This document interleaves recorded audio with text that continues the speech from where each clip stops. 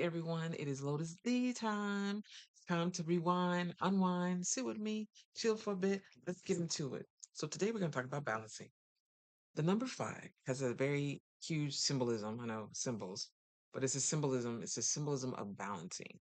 What it basically means is like when you're able to put your 2 feet on the ground, that you're able to stand there and you're able to be alive.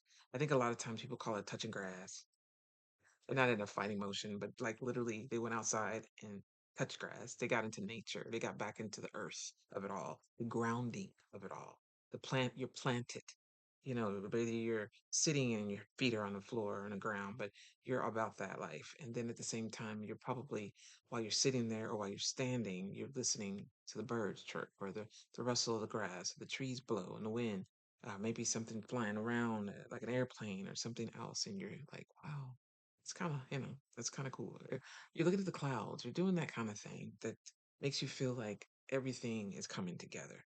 That's the way I feel like when I think about balancing. I think all things are coming together and all things are coming together to a great melting point.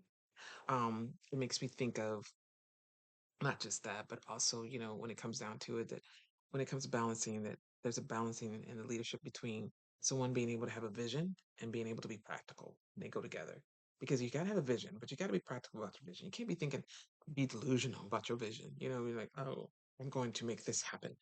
And you're like, how you going to do that? This will be good. And you sit back and you're like, we gonna wait for you to do that because I don't know how you gonna do that. Not saying you don't believe it. It's always a possibility, but let's be real. No. Then you have the strength and you have the empathy. Strength to me is like grounded, but at the same time, a different type of strength, right? You have a strength of knowledge, and then you have empathy. So they kind of work together because empathy is going to be more so in the sensitivity of it all, like understanding the whys behind it, as well as more mental state of mind. Whereas the strength is going to be more so maybe logical. So the two are going to intertwine together really well and do that melting part. So there's that balance. I think some people call it from back in the day, yin and yang. I like to call it just, what it is, balance. And then of course we have speaking and listening. And this is the hugest thing. And I just talked to you guys about listening not too long ago.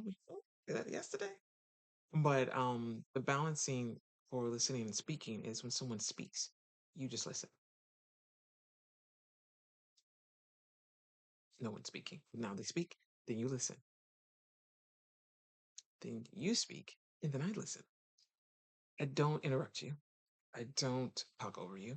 I don't start telling you about what I think I would do if I were you when you didn't ask me for your opinion. You just came to me to say, "Oh yeah, such and such happened with so and so," and they're like, "Oh yeah, okay," and they haven't even told you what it was yet. Did you like? "Oh yeah, I heard about it."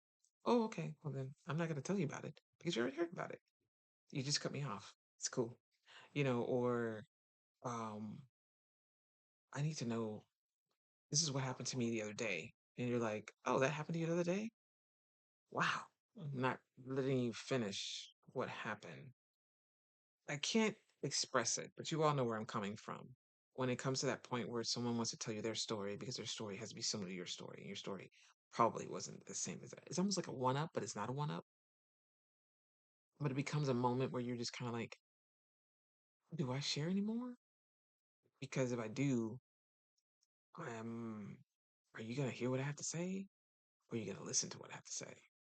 Because again, hearing and listening, we talked about this, right? So the balancing needs to be there. You need to be able to speak. Someone needs to be able to speak, and you need to be able to listen. And if you keep on interrupting them, at some point they will not be speaking to you anymore because it's hard to um, sit back and just want to share when someone keeps over speaking you or keeps on not listening to what you have to say. So again, strength and empathy.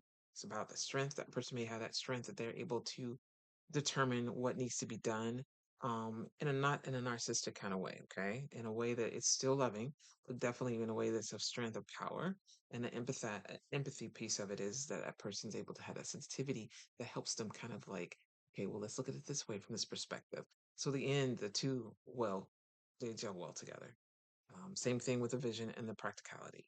Being there, that balancing helps so much. This may be more of a holistic viewpoint for you all, but for me, it really works really well through leadership. it's worked a lot through a relationship, and it's something that I'm still working on to make sure that I too don't get too excited because we all can get really passionate and really, really anxious about what we're going through and what we're seeing right now. We're like, oh my God, I can't wait to tell them. I can't wait to see them. I can't wait to see them this day so I can tell them what's going on. I can't wait to tell them this. I can't wait to tell them. And then the next thing you know, you're over talking them, you're over speaking.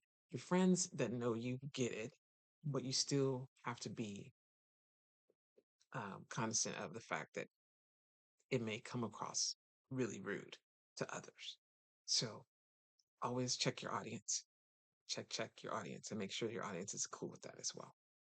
That's really all I got for you guys. I just wanted to share, something that I think a keyword that really will keep you guys going in the right direction, hopefully, and keep me as well. I mean, we're working this thing called life is rough out here in these streets, so we got to do it together, right? So hopefully, I gave you a little bit of knowledge on balancing, and we'll keep it moving. See you on the next one. Bye, guys. And hey, one thing, don't forget to what?